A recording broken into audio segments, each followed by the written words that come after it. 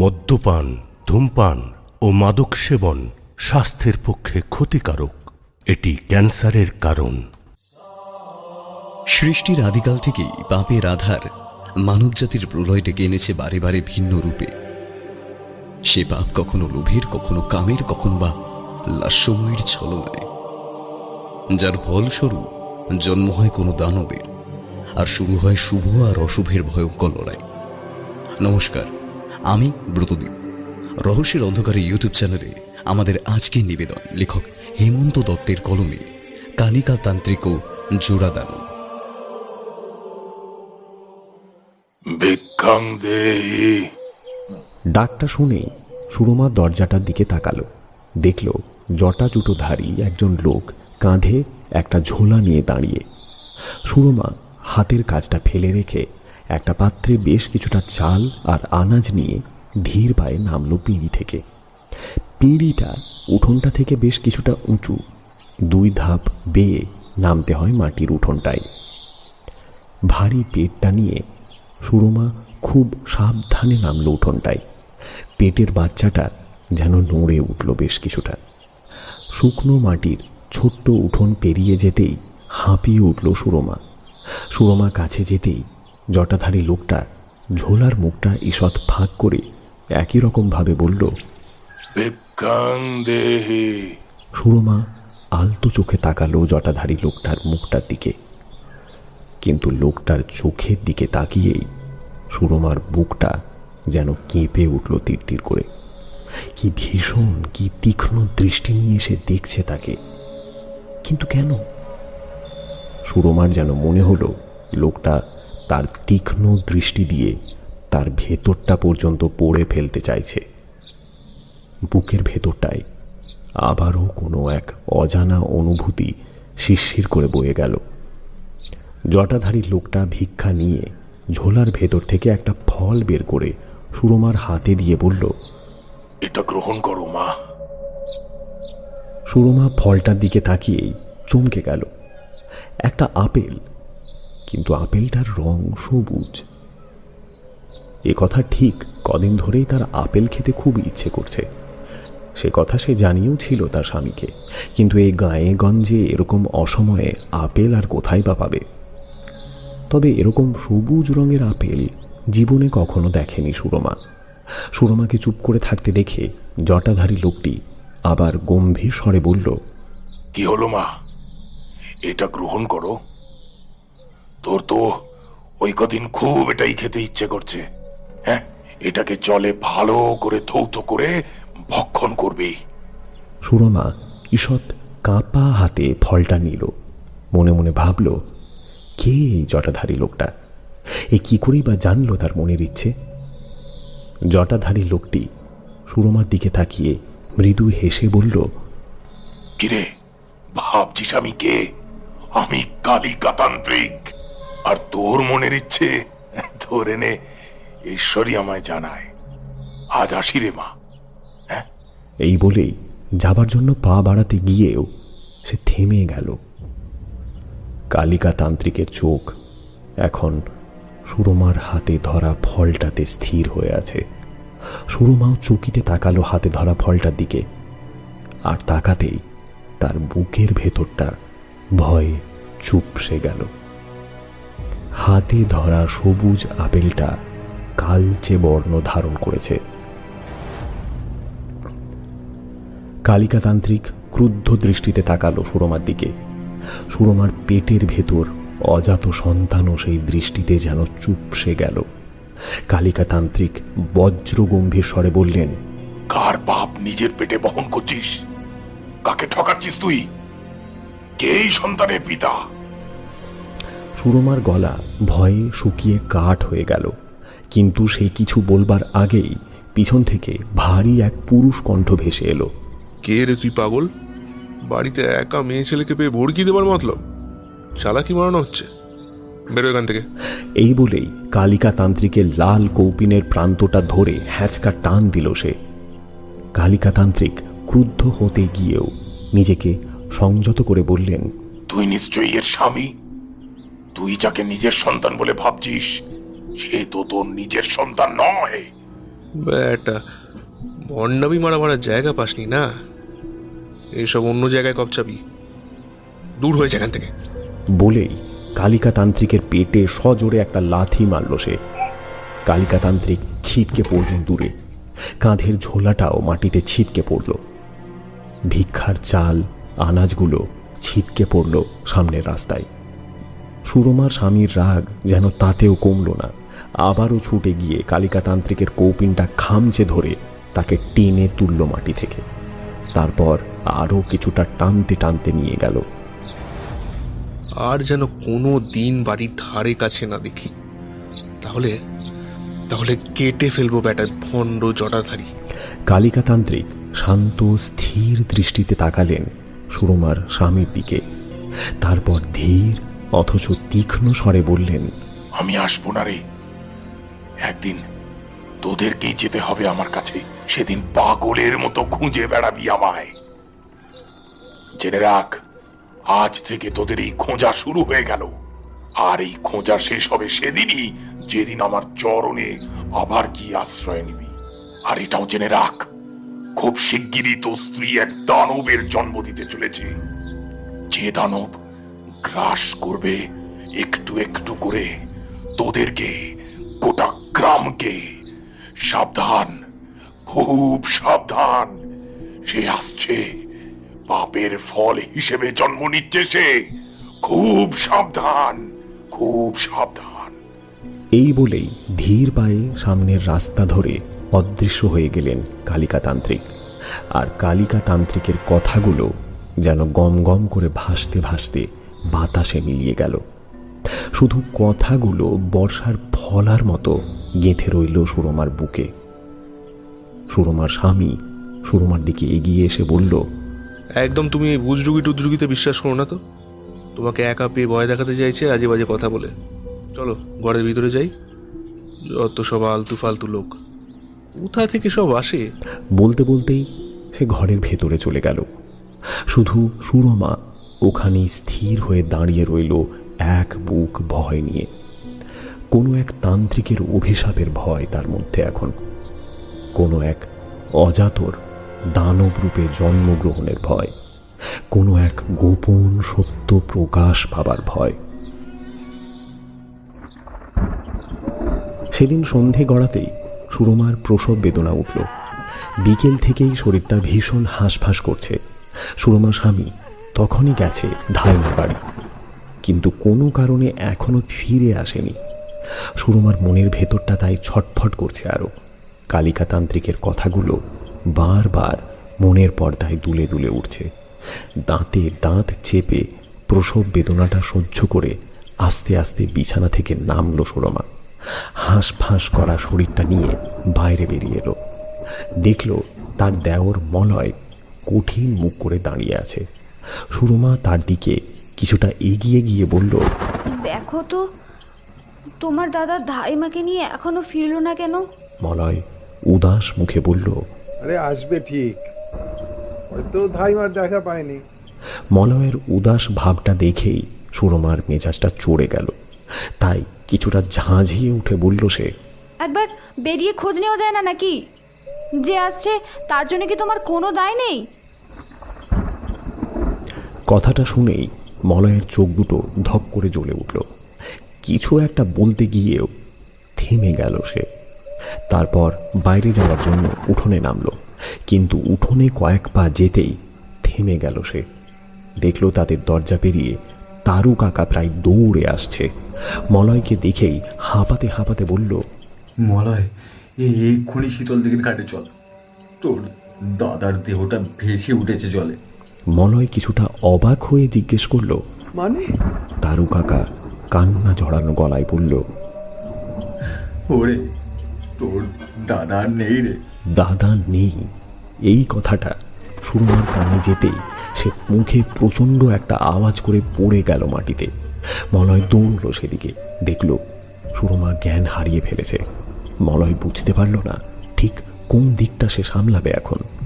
তারপর তারু কাকার দিকে তাকিয়ে বলল, তুমি চলো, আমি আসছি এক্ষুনি। সুরমার যখন জ্ঞান ফিরল তখন রাত অনেকটাই।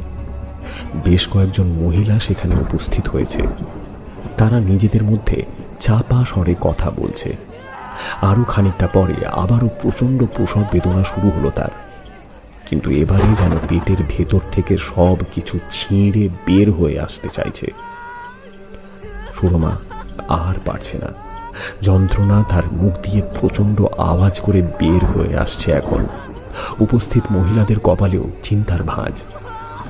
আর একটু পর গোটা শরীরটা তোল পার করে বেরিয়ে এলো সে। সুরমার চোখ দুটো ভীষণ এক অবসাদে বুজে আসতে চাইল, কিন্তু চোখ বুঝতে গিয়েও সে পারল না। সদ্যজাতের ক্রন্দনের সাথে উপস্থিত মহিলাদের কলরূপ নেই কেন এখন? এত নিশ্চুপ কেন তারা? স্তিমিত চোখে সুরমা তাকালো উপস্থিত মহিলাগুলোর দিকে, কিন্তু এ কি? তাদের মুখ ভয়ে কালো হয়ে গেছে কেন? কি দেখছে তারা এমন বিস্ফারিত চোখে?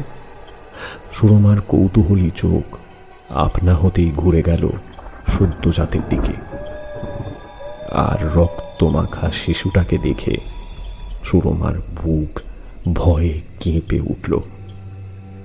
এক পলক দেখে মনে হলো যেন দুটো শিশু একসাথে শুয়ে আছে, দুটো মাথা রক্ত ভেজা হয়ে জুড়ে আছে একে অপরের সাথে।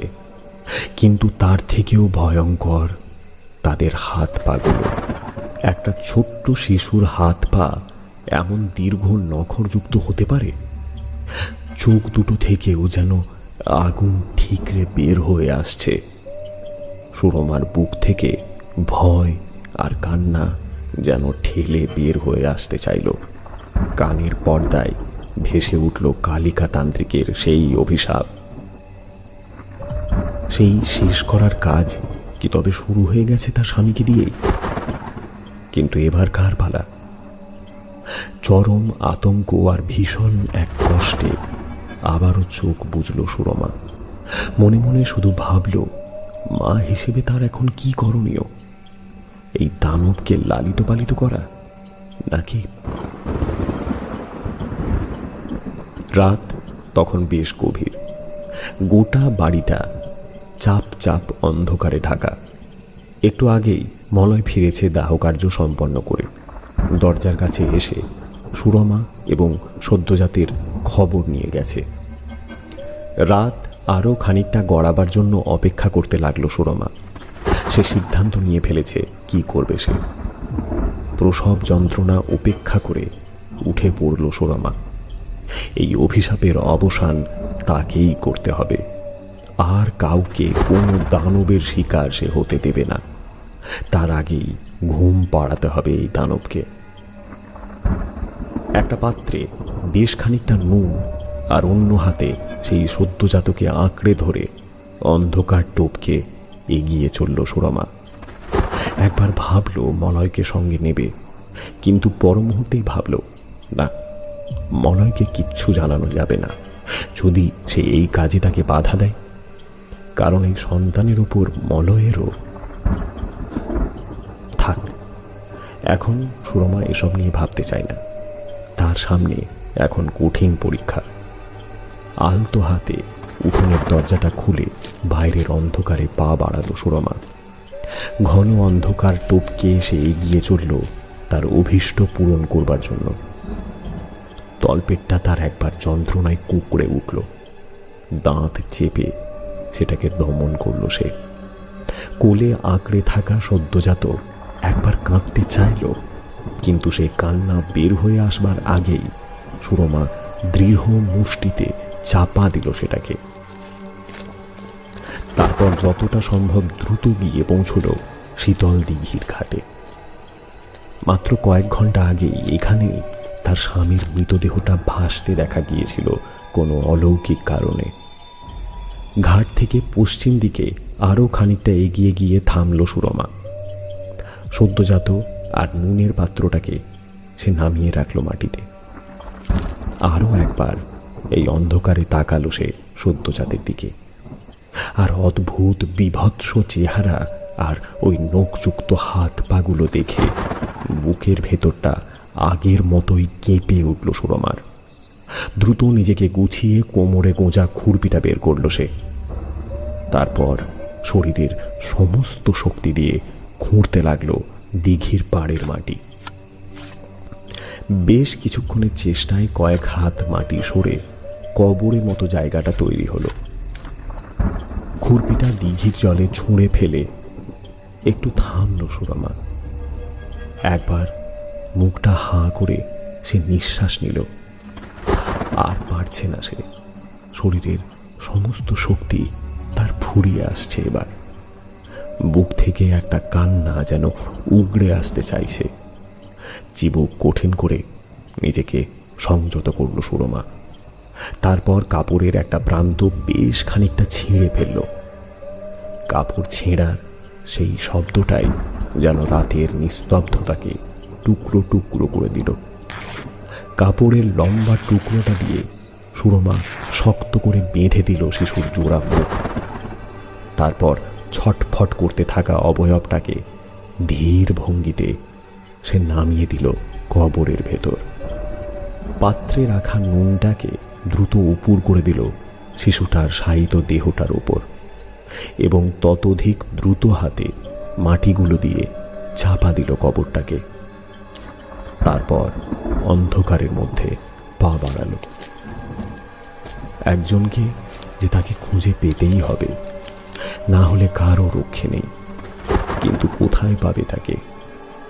মনের মধ্যে চরম এক অনিশ্চয়তা নিয়ে সে এগিয়ে চলল সেই জটাধারী লোকটাকে খুঁজতে, যার নাম কালিকা তান্ত্রিক। কিন্তু সুরমা একটা জিনিস হয়তো বুঝতেও পারল না, এই মুহূর্তে কবরের গভীরে ধক ধক করে জ্বলছে দুজোড়া চোখ, আর ভয়ঙ্কর রূপে ছটফট করছে একটা ছোট্ট শিশুর অবয়ব কবরটা থেকে বের হয়ে আসার জন্য। কবর খুঁড়ে যেন সে বের হয়ে আসবেই, শুধু সময়ের অপেক্ষা।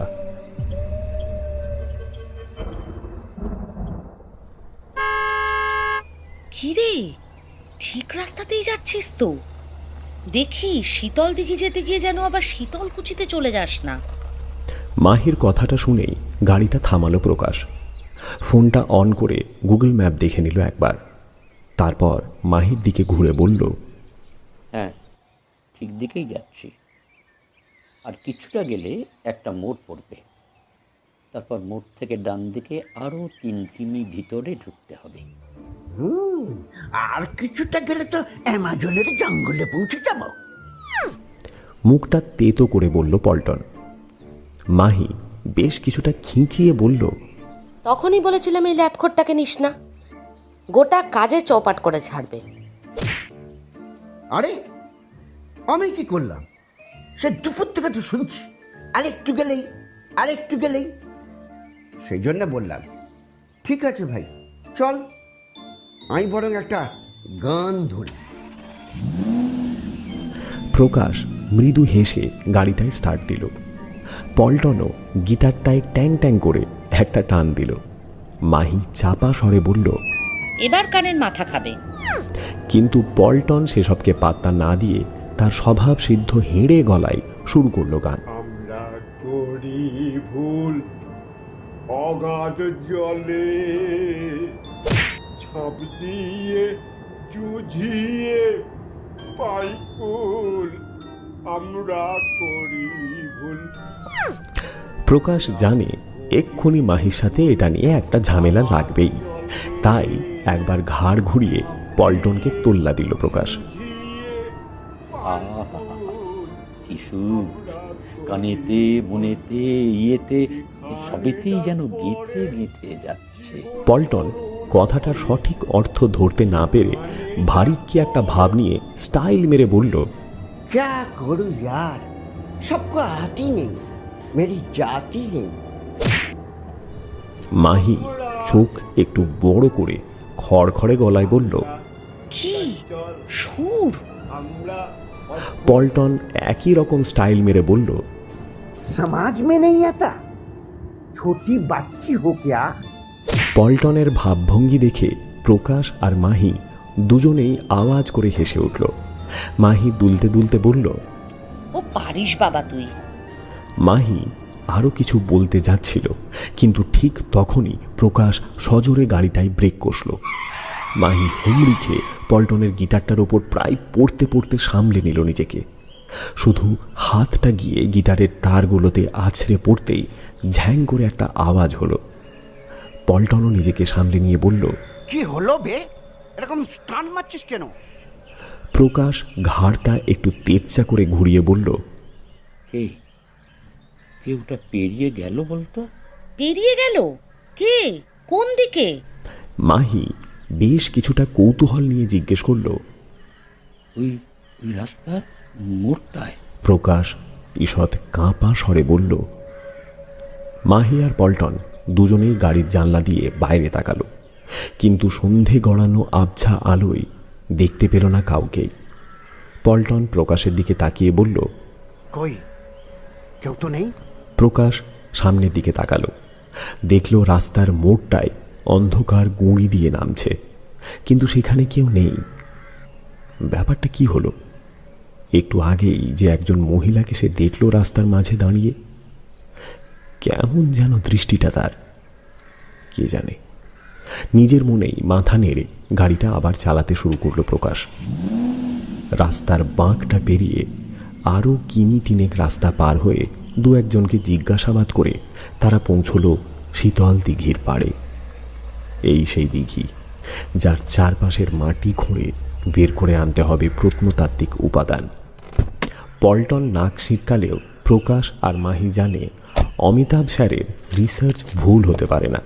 এই স্যারের তত্ত্বাবধানে এর আগে যত অভিযানে তারা গেছে কোনোটাতেই তারা ব্যর্থ হয়নি এবং এবারেও হবে না। তাই বেশ উদ্যম নিয়েই তারা নামল শীতল দিঘির পাড়ে। গাড়িটা সুবিধা মতো জায়গায় রেখে প্রথমে তারা তাঁবুগুলো খাটিয়ে নিল। তারপর প্রকাশ এক চক্কর ঘুরে নিল দিঘির পাড় ধরে। একবার তাকিয়ে দেখল সুবিশাল দিঘির কালো কুচকুচে জলটাকে। তারপর ফিরে এসে বলল, বেশ কয়েক বিঘে এলাকা নিয়ে হবে মনে হচ্ছে। চল, আজকের রাতটা বিশ্রাম নিয়ে কাল সকাল থেকেই কাজে নামবো। বেশ, তাহলে আজকে স্যারের সাথেও একবার ফাইনাল ডিসকাশন করে নে। আমিও প্রজেক্টটা একবার চোখ বুলিয়ে নেই। পল্টন একবার প্রকাশ আর মাহির দিকে তাকিয়ে বলল, আরে মাহি, আমরা কি চা খাবো না? সত্যি বাবা, তুই পারিস। এত বড় একটা প্রজেক্ট নামাতে চলেছি, একটা চাপা থ্রিলিং হচ্ছে। সেসব ছেড়ে ফ্লাস্ক থেকে চা ঢালতে ঢালতেই বলল মাহি। তারপর একটা কাপ পল্টনের দিকে বাড়িয়ে দিল। এই নে, একটু ঠান্ডা হ খেয়ে। আরে ঠান্ডা নয়, গরম। এই বলে চায়ের কাপটার জন্য হাত বাড়িয়েও থেমে গেল পল্টন। তারপর হঠাৎ গম্ভীর স্বরে চিৎকার করে উঠল, কে ওখানে? প্রকাশ আর মাহিও পল্টনের চিৎকারে উঠে পড়েছে। প্রকাশ দ্রুত তাঁবু থেকে বেরিয়ে বাইরের অন্ধকারে ছুটে গেল। একটু পরে ফিরে এসে হাঁপাতে হাঁপাতে পল্টনকে জিজ্ঞেস করল, কে কে ছিল রে? পল্টন ঈষৎ কাঁপা গলায় বলল, একটা মেয়ে, কেমন যেন চোখগুলো। মেয়ে কথাটাই যেন প্রকাশকে নাড়িয়ে দিল। এরকমই কিছু একটা সেও রাস্তায় দেখেছিল না? কিন্তু কে এই মহিলা? কেনই বা বারবার এভাবে দেখা দিয়েই মিলিয়ে যাচ্ছে? মাহি পল্টনের দিকে তাকিয়ে বলল, কোন মেয়ে, কেমন দেখতে? পল্টন উত্তরে বলে চলল অনেক কিছুই, কিন্তু সেসব যেন প্রকাশের কানেই পৌঁছল না। তার মনে হাজারো প্রশ্ন যেন এখন চুরকি ঘোরাচ্ছে। মন যেন বলছে ভয়ঙ্কর কোনো বিপদ কি অপেক্ষা করছে। রাত তখন বেশ গভীর। তাঁবুর 3টে ভাগে 3জন ঘুমে ডুবে আছে। এ ধরনের কাজে মাহি মেয়ে বলে এভাবে রাত কাটাতে তার কোনো অসুবিধে হয় না। হঠাৎই তাঁবুর বাইরে খসখস একটা শব্দে ঘুম ভেঙে গেল মাহির। কান খাড়া করে শব্দটাকে বুঝতে চাইল সে। কেউ যেন আলতো পায়ে হেঁটে বেড়াচ্ছে। মাহির একবার মনে হলো বেড়াল বা ওই জাতীয় কিছু, কিন্তু একটু পরেই সে বুঝতে পারল হাঁটার আওয়াজটা চতুষ্পদ কোনো প্রাণীর নয়। মাহি চৌকিতে একবার বেশ কিছুটা দূরে শুয়ে থাকা পল্টন আর প্রকাশকে দেখে নিল। তারপর আওয়াজটা যেদিকে আসছে সেদিকে চোখ ফেরালো সে, আর চোখ ফেরাতেই বুকের ভেতরটা ধক করে উঠল মাহির। তাঁবুর কাপড়টা বেশ কিছুটা ফাঁক করে একজোড়া জ্বলন্ত চোখ তাদের দিকেই তাকিয়ে আছে। ঝটিতে বিছানা ছেড়ে উঠে পড়ল মাহি। চিবুক কঠিন করে এগিয়ে গেল ধকধকে চোখ দুটোকে লক্ষ্য করে। বাইরে বের হতেই তাঁবুর সামনে জ্বলা আলোয় মাহি দেখতে পেল একটা ছায়া মূর্তি ধীর পায়ে চলে যাচ্ছে। মাহি দ্রুত এগিয়ে গেল সেই ছায়া মূর্তিটাকে লক্ষ্য করে। আরো বেশ কিছুটা কাছে যেতেই সে দেখল ছায়া মূর্তি আসলে এক মহিলা। এই কি তবে সেই প্রকাশের রাস্তায় দাঁড়িয়ে থাকা মহিলা? এই কি তবে পল্টনের সন্ধেবেলায় দেখা সেই নারী মূর্তি? কিন্তু কে এই মহিলা? সে বারবার কি জন্য হানা দিচ্ছে? আরো বেশ কিছুটা এগিয়ে গিয়ে মাহি তীক্ষ্ণ গলায় বলল, দাঁড়ান। মাহির কথা শুনে মহিলাটি থমকে দাঁড়ালো। মাহি যতটা সম্ভব কাছে গিয়ে একই রকম তীক্ষ্ণ গলায় বলল, কে আপনি? কেন বারবার আমাদের কাছে আসছেন? কি চাই আপনার? মাহির প্রশ্নে মহিলাটি ঘুরে তাকালো। আবছায়া অন্ধকারে মাহি দেখতে পেল মহিলার মুখে যেন শত সহস্র বছরের যন্ত্রণা গেঁথে বসে আছে। ধকধকে দুটো চোখেও যন্ত্রণার চিহ্ন স্পষ্ট। গায়ের পোশাক শতচ্ছিন্ন। মহিলাকে চুপ করে থাকতে দেখে মাহি আবারও করকরে গলায় জিজ্ঞেস করল, কি হলো? উত্তর দিচ্ছেন না যে? মাহির এই প্রশ্নে মহিলাটি আবছা অন্ধকারে কেমন একটা দৃষ্টি নিয়ে তাকালো তার দিকে। তারপর শিরশিরে গলায় বলল, ফিরে যাও মেয়ে, এক্ষুনি ফিরে যাও। সে জেগে উঠলেই ভয়ঙ্কর বিপদ, সব গ্রাস করে নেবে, সব। আমি যাই, তাকে খুঁজে বের করতে হবে। যাই যাই যাই। এই বলেই চোখের পলকে সামনের অন্ধকারে অদৃশ্য হয়ে গেল সে। মাহি বেশ কিছুক্ষণ থ হয়ে অন্ধকারেই দাঁড়িয়ে রইল। মহিলা যা বলে গেল তা কি পাগলের প্রলাপ, নাকি এর গভীর অর্থ আছে কোনো? কার জেগে ওঠার কথা বলছে ওই মহিলা? কাকেই বা খুঁজতে চাইছে সে? সেই খোঁজার তাগিদেই সে কি বারবার তাদের মাঝে হানা দিচ্ছে? আরও একবার সামনের অন্ধকারের দিকে তাকালো সে, যেদিকে এক মুহূর্ত আগেই মহিলাটি অদৃশ্য হয়ে গেছে। তারপর নিজের মনে মাথা নাড়তে নাড়তে তাঁবুর দিকে ফিরতে শুরু করলো মাহি। তাঁবুর মুখটাতে এসে সে থমকে গেল। দেখল প্রকাশ দাঁড়িয়ে। মাহিকে দেখে কিছুটা ভুরু কুঁচকে সে জিজ্ঞেস করল, কোথায় গিয়েছিলি এই রাতের অন্ধকারে? মাহি মহিলার কথাটা বলতে গিয়েও প্রকাশের গম্ভীর মুখটা দেখে ব্যাপারটা চেপে গেল।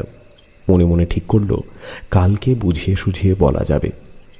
মাহিকে চুপ করে থাকতে দেখে প্রকাশ আরও কিছুটা গম্ভীর হয়ে বলল, স্যারের নির্দেশ মনে আছে তো? একা একা কোথাও যাওয়া, কিছু করা, কিন্তু এই প্রজেক্টে বিরোধিতা করা, মনে রাখিস। মাহি প্রকাশকে শান্ত করার জন্য বলল, আসলে তাঁবুর ভেতর শরীরটা একটু হাঁসফাঁস করছিল, তাই একটু বাইরে। প্রকাশ এক পলক তীক্ষ্ণ দৃষ্টি ফেলল মাহির ওপর। তারপর ভারী গলায় বলল, ঠিক আছে, ভিতরে গিয়ে শুয়ে পড়, কাল সকাল সকাল উঠতে হবে। মাহি কোনো কথা না বাড়িয়েই শুয়ে পড়ল ভেতরে এসে। কিন্তু ঘুম যেন ধরা দিতে চাইল না।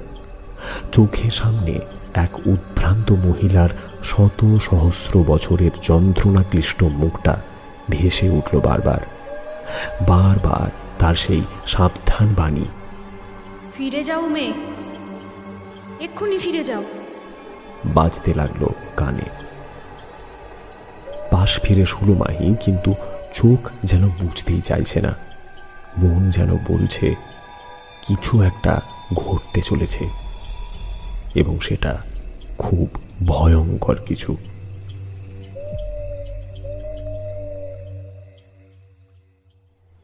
সকালের আলো ফুটতেই প্রকাশ আর মাহি তৈরি হয়ে নিল। খুব দ্রুত খোঁড়াখুঁড়ির কাজ শুরু করবে তারা। পল্টনকে একটু আগে বেশ খানিকটা ঠেলা দিয়ে তোলা হয়েছে। গাড়িতে লাগানো বায়োমেট্রিক টয়লেটে সে আরও বেশ খানিকটা সময় কাটাবে। প্রকাশ আর মাহি পল্টনের জন্য অপেক্ষা না করে দ্রুত চা আর ব্রেকফাস্ট সেরে বাইরে এলো। মাহি ম্যাপটা খুলে আরও একবার দিঘির চারপাশটা জরিপ করল। প্রকাশ মাটি খোঁড়ার যন্ত্রপাতিগুলো রেডি করতে লাগলো। একটু পরে পল্টনও এসে যোগ দিল। প্রকাশের দিকে তাকিয়ে বলল, দে ওটা আমায় দে, কোথাও কোনো রাজপ্রাসাদ আছে, খুঁড়ে টুড়ে দেখি। তারপর মাহির দিকে ঘুরে মুখে একটা ফিচেল হাসি নিয়ে বলল, যদি কোনো রাজপ্রাসাদের সন্ধান পাই তাহলে তোকে গিফট করব, তুই রানীর মতো থাকবি সেখানে। তোর যে ব্যাপার স্যাপার এরকম তাঁবুতে আর কি হয়। মাহি ম্যাপের দিকে তাকিয়েই বলল, বাবা, খুব জোশ এসে গেছে দেখছি। পল্টন কাঁধটা ঝাঁকিয়ে ঝাঁকিয়ে বলল, Josh Josh Josh, I don't like Josh, but Josh likes me, so I cannot avoid Josh. প্রকাশ মৃদু হেসে বলল, ঠিক আছে ঠিক আছে, এখন হিরোগিরিটি থামিয়ে কাজটি বুঝে নে। কিন্তু দুপুর গড়িয়ে গেলেও তারা খোঁড়াখুঁড়ির কাজ সেভাবে শুরু করতে পারল না। গ্রামবাসীদের একাংশ এই দিঘি খোঁড়ার কাজে প্রবলভাবে তাদের বাধা দিল। গ্রামবাসীদের বক্তব্য, কোনো উটকো লোকজন এসে এসব খোঁড়াখুঁড়ি করবে তা তারা কিছুতেই মেনে নেবে না। প্রকাশ সরকারি কাগজ দেখালেও তারা তা মানতে রাজি নয়। শেষমেশ অমিতাভ স্যারকে ফোন করে মন্ত্রী টন্ত্রী ধরে ব্যাপারটাকে একটু রোখা গেছে। একটু আগেই স্থানীয় অফিসার এসে গ্রামবাসীদের কড়া ধমক দিয়ে গেছেন যাতে এই কাজে কেউ বাধা না দেয়। গ্রামবাসীরা তারপর থেকে আর এমুখ হয়নি, হয়তো ঝামেলার ভয়েই হয়নি।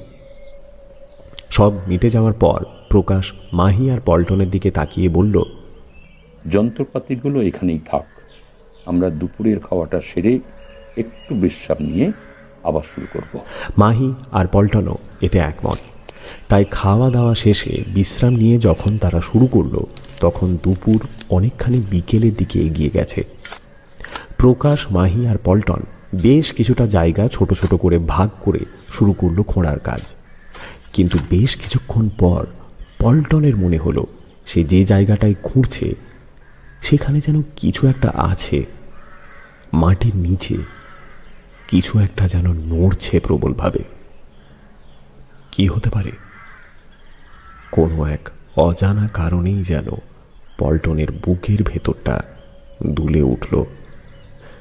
আরও একবার খোঁড়ার জন্য প্রস্তুত হলো পল্টন, আর ঠিক তখনই এক মহিলার তীব্র চিৎকার কানে এলো। থেমে যা, এসব করিস না, বিপদ হয়ে যাবে, সে জেগে উঠবে, তাকে জাগাস না, ভীষণ বিপদ হয়ে যাবে, ভীষণ ভীষণ বিপদ। ওরা কাজ থামিয়ে এগিয়ে গেল মহিলাটির দিকে। মাহি প্রকাশের দিকে তাকিয়ে চাপা স্বরে বলল, এই মহিলাটাকে কালকে রাতেও আমি অনুসরণ করেছিলাম, তুই রেগেছিলি বলে কাল বলতে পারিনি। কাল রাতেও এরকম উল্টোপাল্টা কথা বলছিল আমাকে। প্রকাশ এবার মাহির চোখের দিকে তাকালো, তারপর মৃদু স্বরে বলল, আমিও রাস্তার মাঝে একেই কালকে দেখেছিলাম। পল্টন হয়তো। কথাটা অসম্পূর্ণ রেখে প্রকাশ মহিলার দিকে তাকিয়ে তীক্ষ্ণ স্বরে বলল, কে কে আপনি? প্রকাশের কথায় মহিলার চোখ দুটো আরও খানিকটা জ্বলে উঠল। তারপর সেই ভারী সুরে বলল, আমি জোড়া দানবের মা। চমকে উঠে জিজ্ঞেস করল প্রকাশ, জোড়া দানব মানে? এই এই প্রকাশ, আমার মনে হয় এই মহিলা কোনো পডকাস্টিংয়ে ভয়েস আর্টিস্ট, দত্তি দানবের রোল করে করে এরকম হয়ে গেছে। ওটাকে হঠা মাইরি, আমার কিন্তু মটকা এবার গরম হয়ে যাচ্ছে। হাত পা নেড়ে বলল পল্টন, থাম তুই, এখন আজে বাজে বকা একটু বন্ধ করবি? ধমক দিল প্রকাশ। মহিলা মৃদু হাসল, তারপর একই রকম শিরশিরে গলায় বলল, আছে, জোড়া দানব আছে। ওরে ছেলে, সে ঘুমিয়ে আছে, তোরা তাকে জাগাস না। সে জেগে উঠলে। তারপর হঠাৎ থেমে বলল, যাই, আমি এখন যাই। খুঁজতে হবে তাকে, খুঁজতে হবে। সে যে বলেছিল তাকে খুঁজতে। যাই যাই যাই। বলতে বলতেই সন্ধ্যের অন্ধকারে মিলিয়ে গেল সে। প্রকাশ স্থির দৃষ্টিতে মহিলার অদৃশ্য হওয়াটা দেখল, তারপর মৃদু স্বরে বলল, আজ আর খোঁড়াখুড়ি করে লাভ নেই। আমি স্যারের সাথে একবার কথা বলে দেখি। তাছাড়া সন্ধ্যেও হয়ে গেছে, চল তাঁবুতে ফিরে যাই। পল্টন যন্ত্রপাতিগুলো গোটাতে গোটাতে বলতে শুরু করলো, আর কিছুক্ষণ থাকলে আমি কেজিএফ হয়ে যেতাম শিওর। কোথা থেকে সব ব্যাগরা মারতে আসে। তারপর নিজের মনে গজগজ করতে করতেই প্রকাশের সাথে ঢুকে গেল তাঁবুর ভেতর। শুধু মাহি সন্ধে গড়ানো অন্ধকারে স্থির হয়ে দাঁড়িয়ে রইল আরো কিছুক্ষণ। তার মনে এখন হাজারো কাঁকড়া যেন খলবল করে ছুটে চলেছে। যে কাঁকড়ার দাঁড়ায় রক্তের দাগ স্পষ্ট।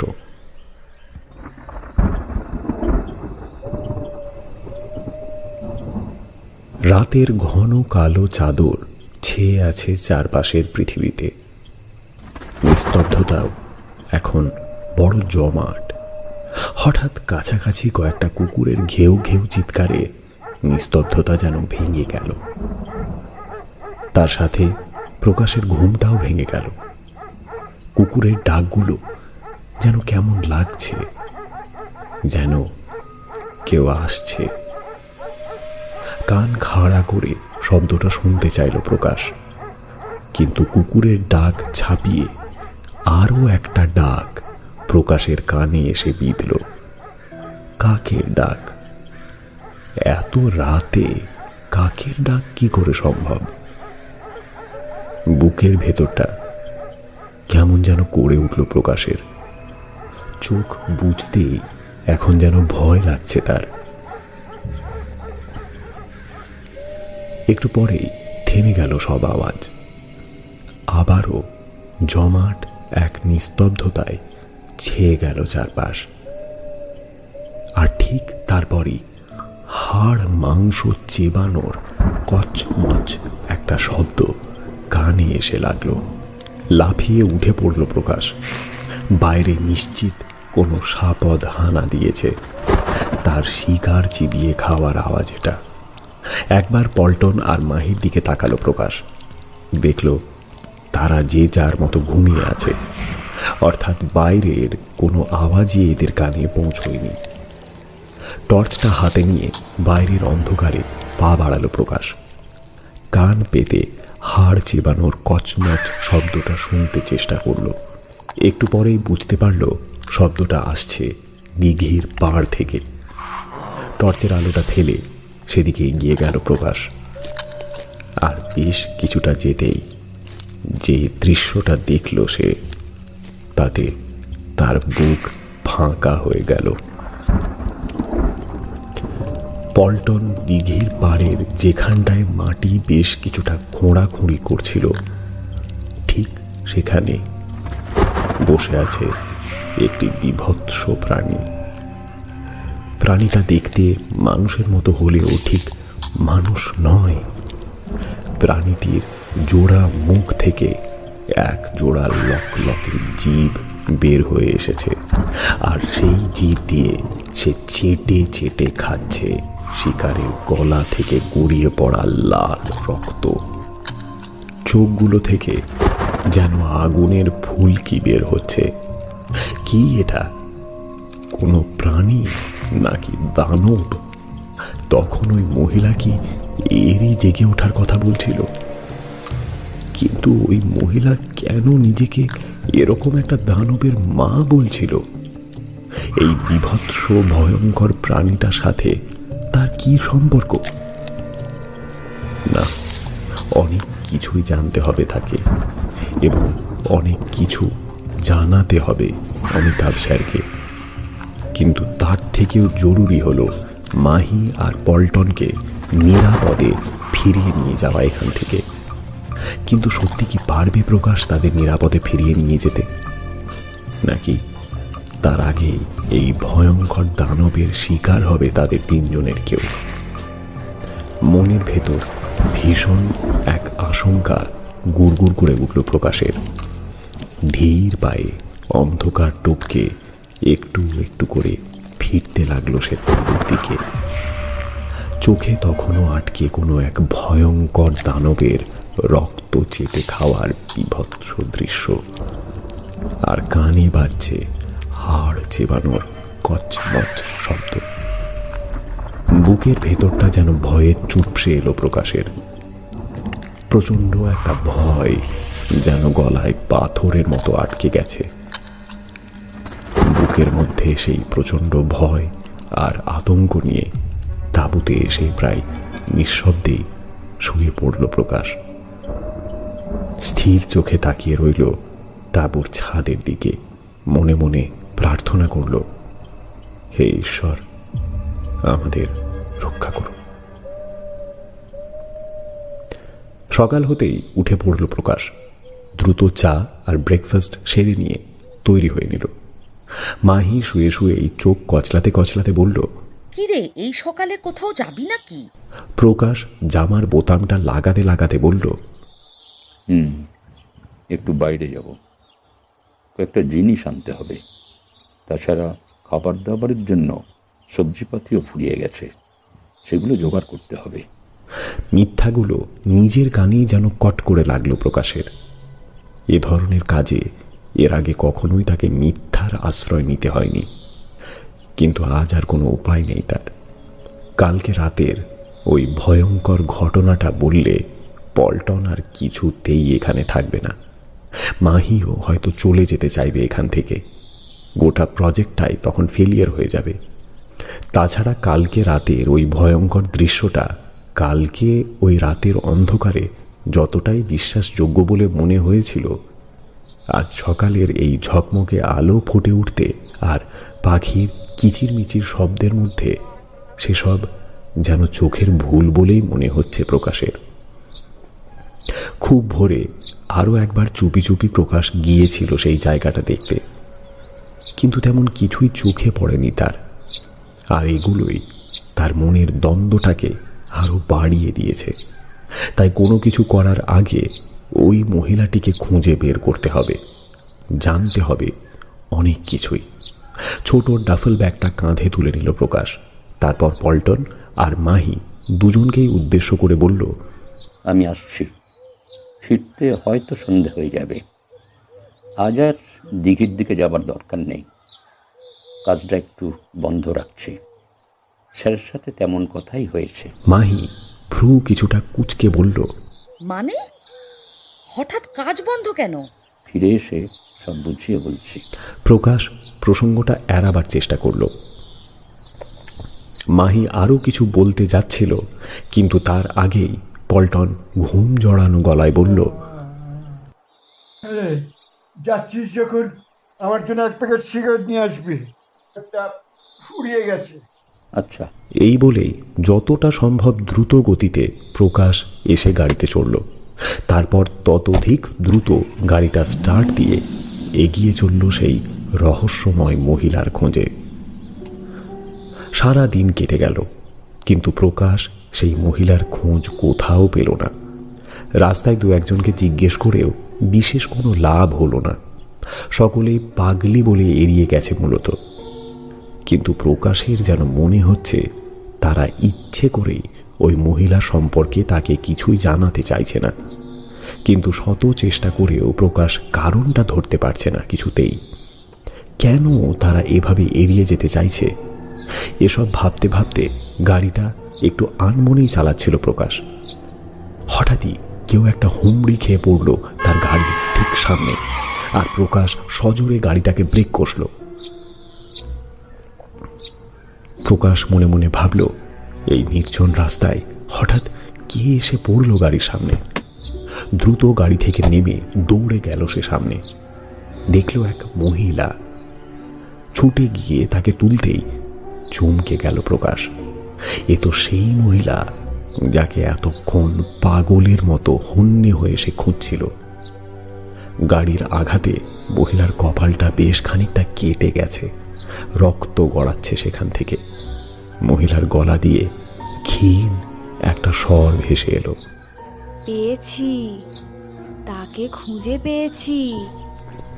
প্রকাশ দ্রুত গাড়ির ভেতর থেকে এক বোতল জল এনে আস্তে আস্তে মহিলার মুখে ঢেলে দিল। বেশ কিছুটা জল ছিটিয়ে দিল তার চোখে মুখে। পকেট থেকে রুমালটা বের করে জলে ভিজিয়ে কাটা জায়গাটায় চেপে ধরল আলতো করে। একটু পরে মহিলাটি স্বাভাবিক হলে চোখ মেলে তাকালো। তারপর প্রকাশের মুখের দিকে তাকিয়ে আবারও বেশ কিছুটা জড়ানো গলায় বলল, খুঁজে পেয়েছি, তাকে খুঁজে পেয়েছি। প্রকাশ মৃদু স্বরে বলল, কাকে খুঁজে পেয়েছেন? মহিলা ফিস ফিস করে বলল, কালিকা তান্ত্রিক। খুব অবাক হয়ে জিজ্ঞেস করল প্রকাশ, কালিকাতান্ত্রিক? কে সে? বেশ দৃঢ় স্বরে এবার বলল মহিলাটি, আমার নিয়তি আর দানবের বিনাশক।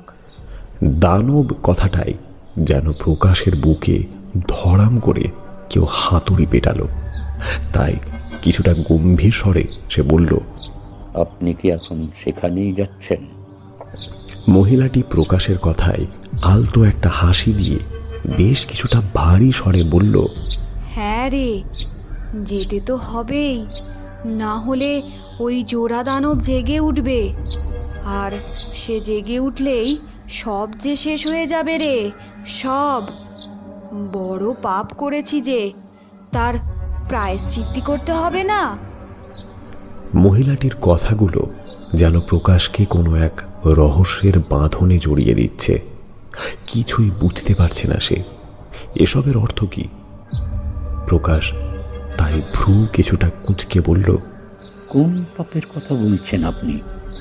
মহিলাটি প্রকাশের দিকে আরও একবার আলতো চোখে তাকালো।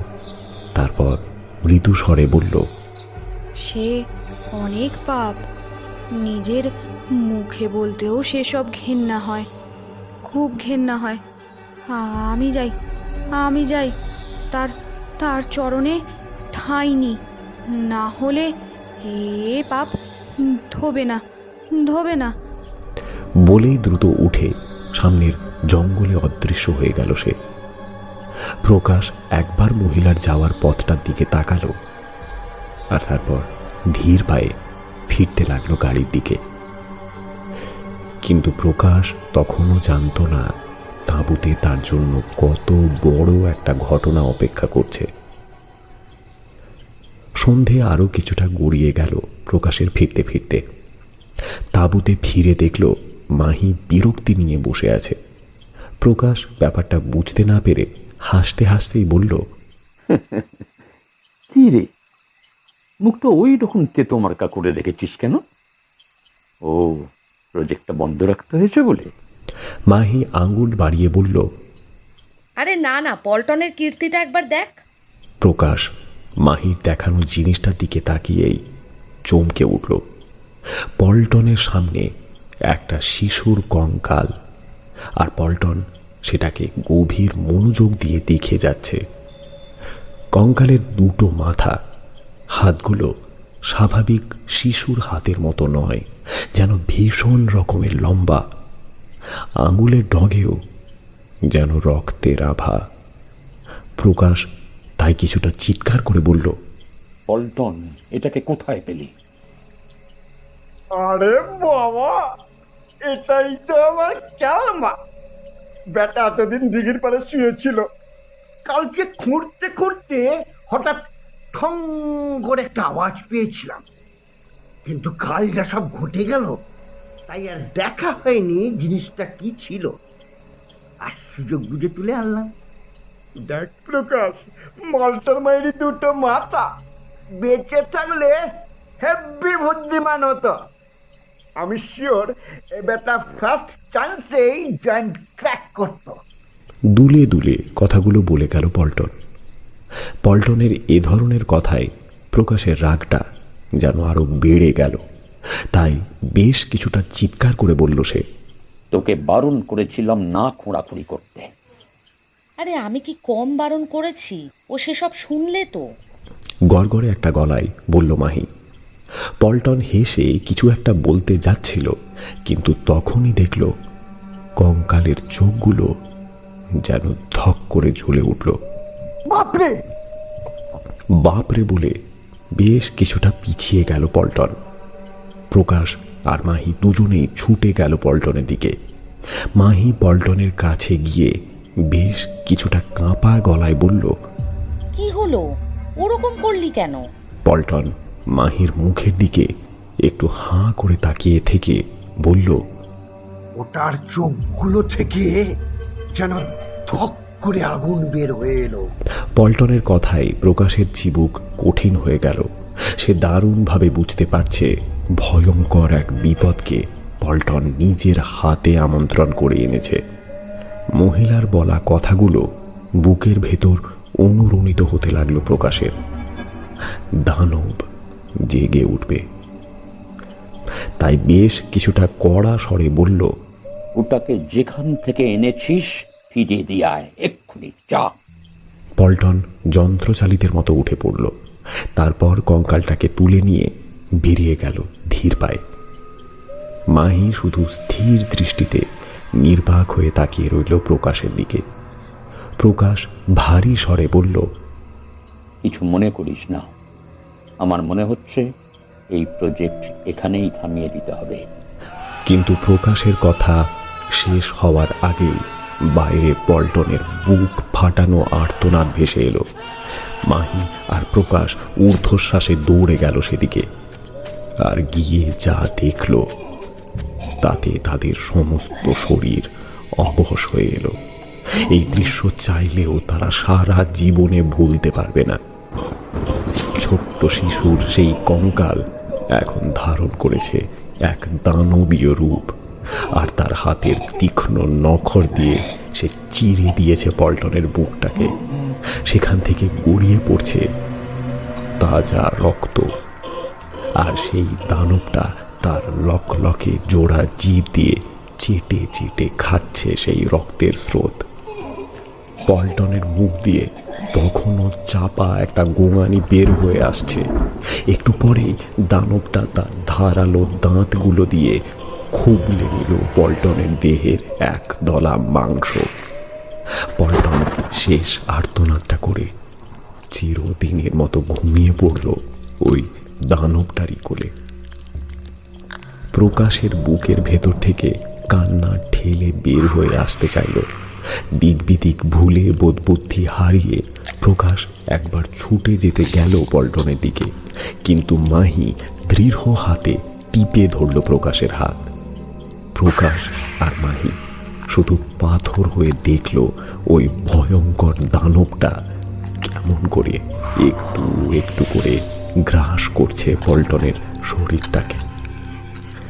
কচমচ শব্দে চিবিয়ে খাওয়া কাঁচা মাংস আর কড়মড় শব্দে চিবিয়ে খাওয়া পল্টনের হাড়গুলো যেন তীরের মতো এসে বিঁধতে লাগলো মাহি আর প্রকাশের বুকের ভেতর। কিন্তু মাহি আর পারল না। এরকম একটা ভয়ঙ্কর দৃশ্য দেখে তার শরীরটা একটা ঝাঁকুনি খেয়ে জ্ঞান হারিয়ে লুটিয়ে পড়ল প্রকাশের বুকে। প্রকাশও একটা ঘোরে ডুবেছিল এতক্ষণ, যেন চমক ভেঙে গেল তার। ভয়ঙ্কর দৃশ্যটার দিকে আরো একবার এক বুক যন্ত্রণা নিয়ে তাকালো প্রকাশ। তারপর মাহির অবচেতন দেহটাকে নিয়ে ধীর পায়ে ধাবুর দিকে ফিরতে লাগলো। ফিরতে ফিরতেই শুনতে পেল কেমন করে ওই দানবটা তখনও কড়মড় শব্দে চিবিয়ে চলেছে পল্টনের দেহের হাড়গুলোকে।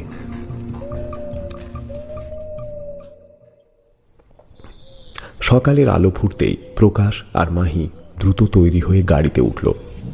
মাহির জ্ঞান ফিরেছিল ভোরের দিকে। প্রকাশ রাতেই অমিতাভ স্যারকে গোটা বিষয়টি জানিয়েছে। তিনি হয়তো বিকালের দিকেই আসবেন। পল্টনের বাড়িতেও খবরটা পাঠানো হয়েছে। লোকাল থানাতেও বিষয়টা জানিয়েছে প্রকাশ। থানার অফিসার সন্দেহ প্রকাশ করলেও অমিতাভ স্যারের লম্বা হাতের জন্যই বোধহয় বলতে পারেননি কিছুই। গ্রামের লোকজনও এই ঘটনায় বেশ কিছুটা আতঙ্কিত। তাদের মধ্যে চাপা গুঞ্জন চললেও মুখে কেউ কিছুই বলতে পারছে না। হয়তো সেদিনের অফিসারের ধমকের কারণেই হবে। প্রকাশ দ্রুত হাতে গাড়িটা চালিয়ে এসে পৌঁছলো সেই জায়গায় যেখানে কালকে মহিলাটি গাড়ির সামনে এসে পড়েছিল। মাহি গাড়ি থেকে নেমে বলল, এই ঘন জঙ্গলে কোথায় তাকে খুঁজবি বলতো? কিন্তু খুঁজে তো পেতেই হবে রে। ওই মহিলার কাছে আছে কালিকা তান্ত্রিকের সন্ধান। আমার মন বলছে ওই তান্ত্রিকই পারবে এই জোড়া দানবকে বধ করতে। মাহি একবার চিবুকটা কঠিন করল, তারপর মৃদু স্বরে বলল, বেশ, চল খুঁজে দেখি তাহলে, যদি তার দেখা পাই। গাড়িটা রাস্তার ধারে রেখে জঙ্গলের ভেতর ঢুকে পড়ল মাহি আর প্রকাশ। আর তারপর সামনের দিকে এগিয়ে চলল ওই মহিলা বা কালিকা তান্ত্রিকের খোঁজে। কিন্তু বেশ কয়েক ঘন্টা আতিপাতি খুঁজেও লাভ বিশেষ কিছুই হলো না। শরীরটা তাদের আর পারছে না। একে এত ভয়ঙ্কর ঘটনা, তার উপর প্রত্যেকটা মুহূর্ত দানবের শিকারের ভয়। রাতে দু চোখ এক করতে পারেনি দুজনেই। এক বুক যন্ত্রণা আর ভয় নিয়ে কেটেছে গোটা রাত। তাই অবসন্ন শরীরটা নিয়ে তারা একটা টিলার ওপর এসে বসল। বুঝল ব্যর্থ হয়েই হয়তো ফিরে যেতে হবে তাদের। আর কোনো উপায় নেই তাদের হাতে। যে দানব এতদিন ঘুমিয়েছিল সে এখন জেগে উঠেছে আর শুরু করেছে তার ভয়ঙ্কর খিদে মেটাতে। কিন্তু কে হবে তার পরবর্তী শিকার? বুকের ভেতর এক অজানা যন্ত্রণা, এক অজানা ভয় যেন গুঁড়ি দিয়ে উঠে আসতে চাইল প্রকাশের। মাহি প্রকাশের দিকে তাকিয়ে বলল, চল ফিরে যাই, আর বসে লাভ কি? প্রকাশও একটা দীর্ঘশ্বাস ফেলে বলল, চল, ফিরেই যেতে হবে। কিন্তু পা বাড়াতে গিয়েও থেমে গেল সে। বেশ কিছুটা দূরে পাতায় একটা খসখস শব্দ হলো যেন। দ্রুত অথচ নিঃশব্দে শব্দটা লক্ষ্য করে এগিয়ে গেল প্রকাশ। দেখল সেই মহিলা। মাহিকে ইশারায় কাছে ডাকল প্রকাশ। তারপর প্রায় নিঃশব্দেই তারা অনুসরণ করল সেই মহিলাটিকে। ধীর পায়ে বেশ কিছুটা যাওয়ার পর মহিলাটি থামল একটা টিলা মতো জায়গায়। আর তখনই প্রকাশ আর মাহি দেখতে পেল সেই জটাধারী লোকটাকে। প্রকাশ মনে মনে ভাবল, এই তাহলে কালিকা তান্ত্রিক। এর কাছেই আছে দানবকে ঘুম পাড়ানোর চাবিকাঠি। প্রকাশ আর মাহি ধীর পায়ে এগিয়ে গেল কালিকা তান্ত্রিকের দিকে। কালিকা তান্ত্রিক প্রকাশ আর মাহির দিকে তাকিয়ে মৃদু হেসে বলল, যাকে অনুসরণ করে এখানে এসেছিস জানিস তার আসল পরিচয়? মাহি আর প্রকাশ শুধু তাকিয়ে রইল কালিকা তান্ত্রিকের দিকে, কিন্তু কোনো উত্তর দিতে পারল না। কালিকা তান্ত্রিক আবারও মৃদু হেসে বলল, চিনতে পারিসনি? ও যে জোড়া দানবের মা। মাহি আর প্রকাশ দুজনেই চমকে উঠল। গতকাল মহিলাটিও এরকমই কিছুই বলছিল না? প্রকাশ মহিলার দিকে ঘুরে কিছু একটা বলতে চাচ্ছিল, তার আগেই মহিলা প্রায় পাগলের মতো চিৎকার করে বলতে শুরু করলো, হ্যাঁ রে, দানবের মা আমি, দানবের মা। শোন মেয়ে, আমার পাপের কথা। তাতে যদি এ যুগের মেয়েরা যারা আমার মতো পাপ করে যদি একটু সচেতন হয়। একটা দীর্ঘশ্বাস যেন বের হয়ে মিশে গেল জঙ্গলের বাতাসে। আমার বিয়ের অনেক বছর পরেও আমার কোনো সন্তান হয়নি, তাই সংসারে সব থাকলেও সুখ ছিল না একটুও। আমার স্বামীও এতে সব সময় কেমন এক হতাশায় ডুবে থাকতো। প্রথম বুঝতে পারতাম না ঠিক কার ত্রুটিতে সন্তান আসছে না? আমার না আমার স্বামীর? মনের মধ্যে নিজেকে পরীক্ষা করার ভূত চাপলো আমার। সুযোগ খুঁজতেই লাগলাম তাই। একদিন নির্জন দুপুরে আমার স্বামী যখন ঘরে ছিল না, আমি আমার দেওর মলয়ের ঘরে গেলাম এবং এক প্রকার বাধ্য করলাম তাকে আমার সাথে সম্পর্ক করতে। সে প্রথমে আপত্তি করেছিল, কিন্তু আমার ছলনার কাছে সে হেরে গেল।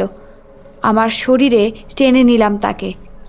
এ ঘটনার 1 মাসের মধ্যেই বুঝলাম আমার পেটে জন্ম নিয়েছে একজন সন্তান। আসার এই খবরটা আমার স্বামীও শুনে খুব খুশি হলো। সংসারে সুখ শান্তি ফিরতে লাগলো। কিন্তু তখনও বুঝিনি কত ভয়ঙ্কর দিন আসতে চলেছে আমাদের জীবনে। কার জন্ম দিতে চলেছি আমি? মহিলা একটু থামল। কথাগুলো একটানা বলে সে হাঁপিয়ে গেছে। মুখটা হাঁ করে একটু দম নিল সে। তারপর আবার বলতে শুরু করলো। পাপ তো কাউকেই ছাড়ে না রে, কাউকে না। এই জঘন্য পাপে আমার পেটে জন্ম নিল এক দানব। একদিন ভিক্ষা মাগতে মাগতে আমার দুয়ারে এসে হাজির হলো ঈশ্বরের দূত। মহিলা এবার কালিকা তান্ত্রিকের দিকে তাকালো। তারপর আবারও মৃদু স্বরে বলে চলল। তার চোখে সব ধরা পড়ে গেল। তিনি ক্রুদ্ধ হয়ে আমার পাপের কথা বলতে শুরু করলে আমার স্বামী রেগে তাকে লাথি মেরে। কথাটা যেন মহিলার গলায় আটকে গেল হঠাৎ।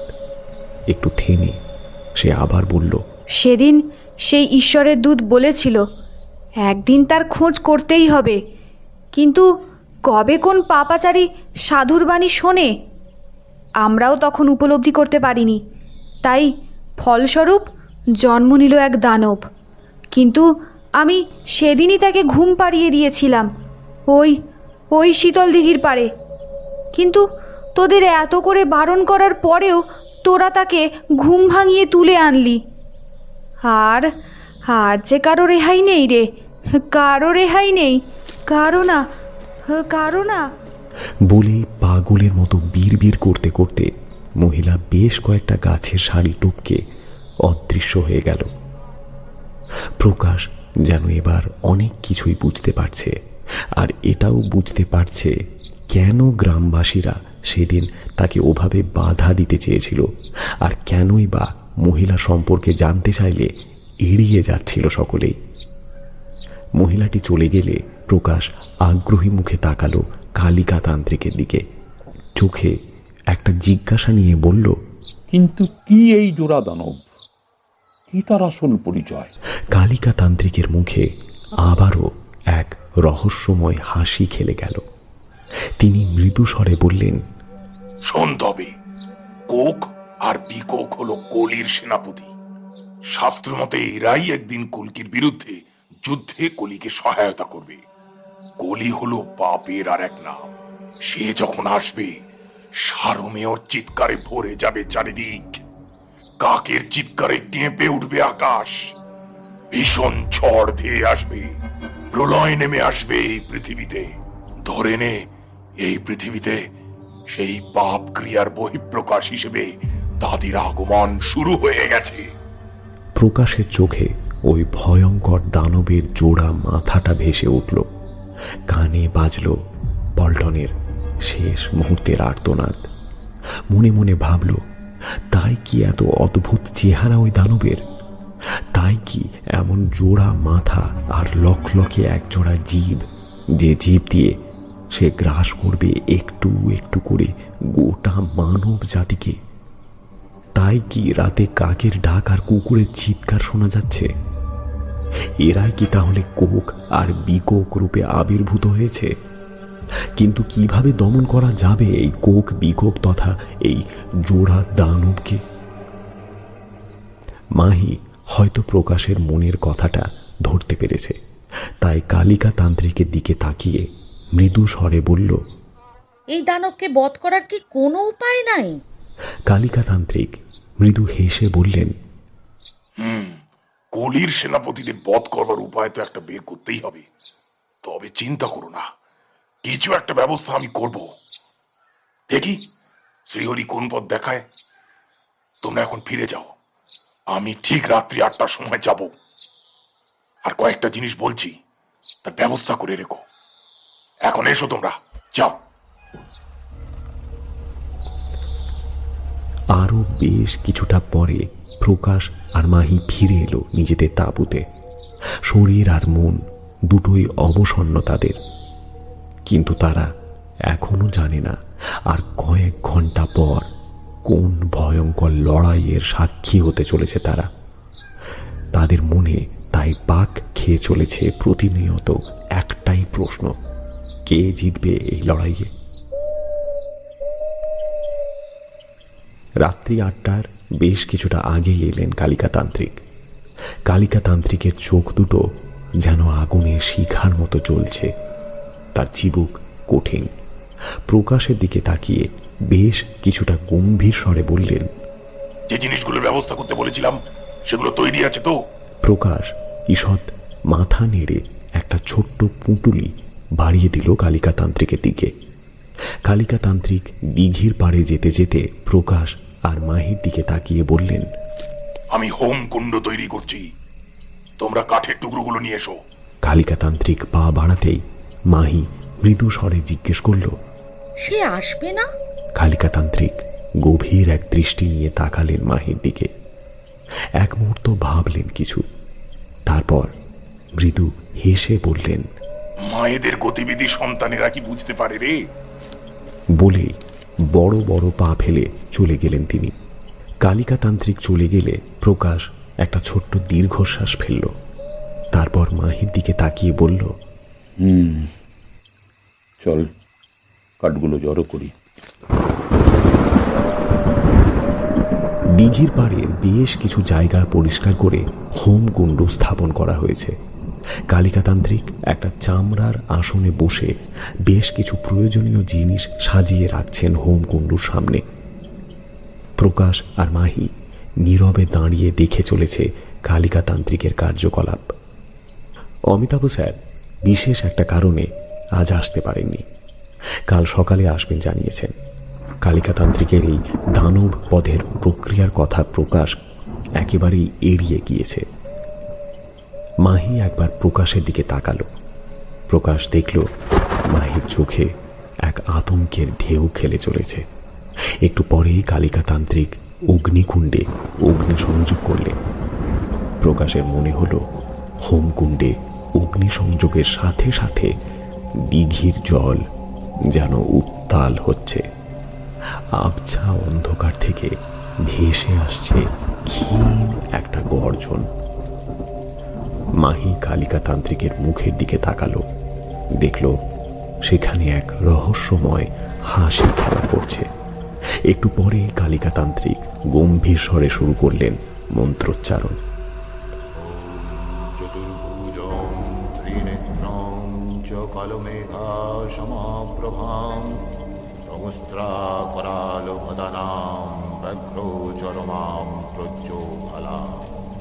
আর মন্ত্রোচ্চারণের সাথে সাথেই দিঘির চারপাশের গাছপালা প্রবলভাবে দুলে উঠল।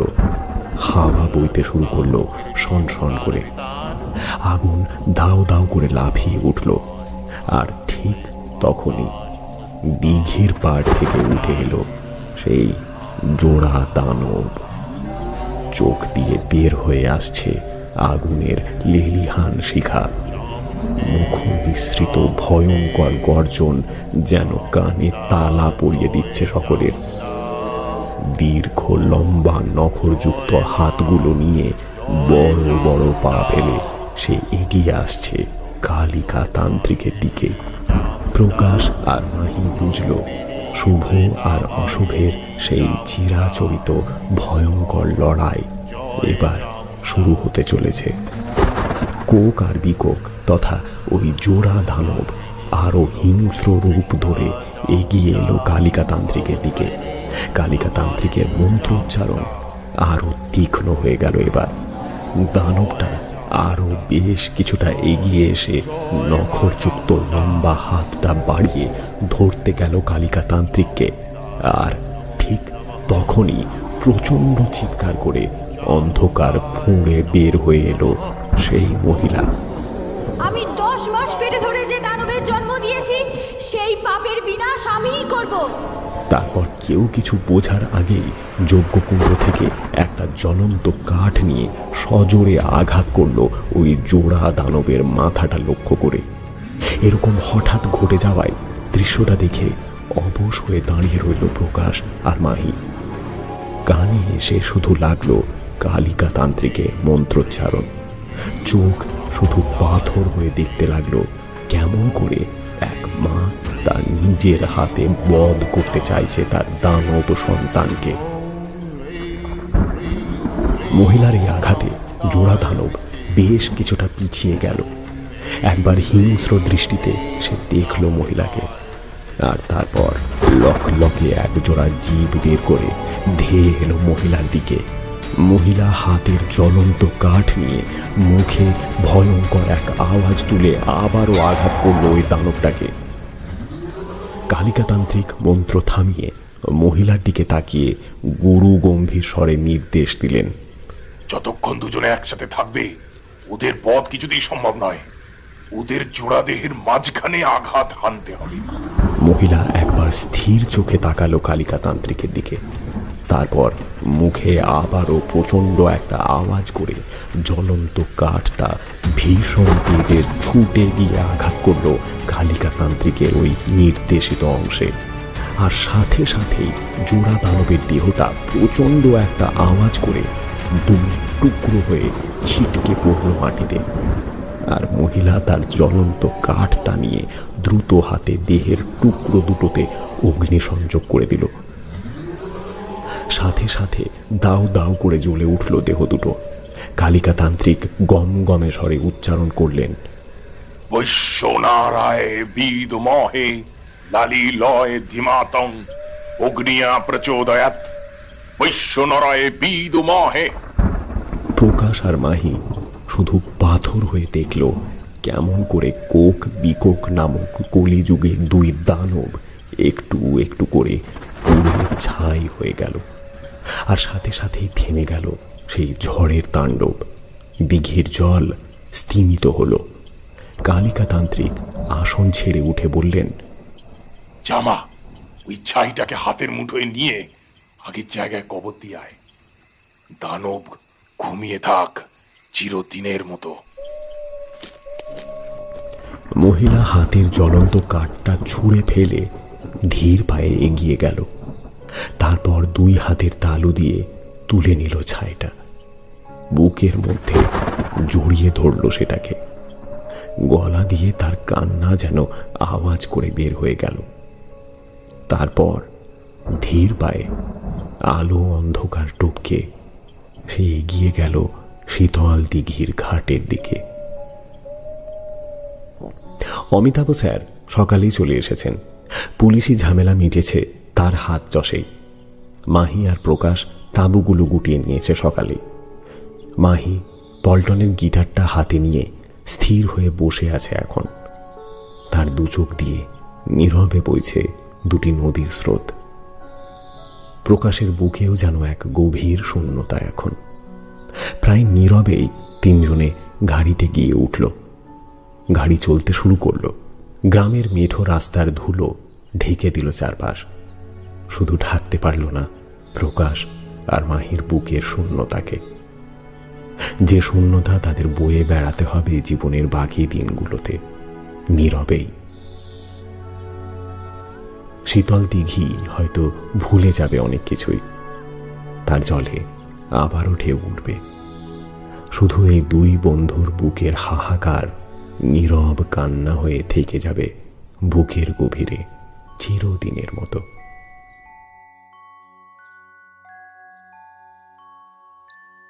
আপনারা এতক্ষণ শুনছিলেন লেখক হেমন্ত দত্তের কলমে কালিকা তান্ত্রিক ও জোড়া দানব। আজ গল্প পাঠে ছিল এনামুল, বিবেকজিৎ, দুর্বা, সুজিত, বুবাই, বিপাশা, সংঘমিত্র, অচিন, ঈশান। গল্পের সূত্রধার আমি ব্রতদীপ। প্রচ্ছদ কৃষ্ণেন্দু। পরিকল্পনা ও পরিচালনায় পার্থপ্রতিম। গল্পটি কেমন লাগলো জানাতে ভুলবেন না। লাইক ও কমেন্ট করে জানান আমাদের, এবং ভালো লাগলে শেয়ার করুন সবার সঙ্গে। আবার আসবো অন্য কোনো দিন একটি নতুন গল্প নিয়ে। ততদিন ভালো থাকুন, সুস্থ থাকুন আর শুনতে থাকুন রহস্যের অন্ধকারে। শুভরাত্রি।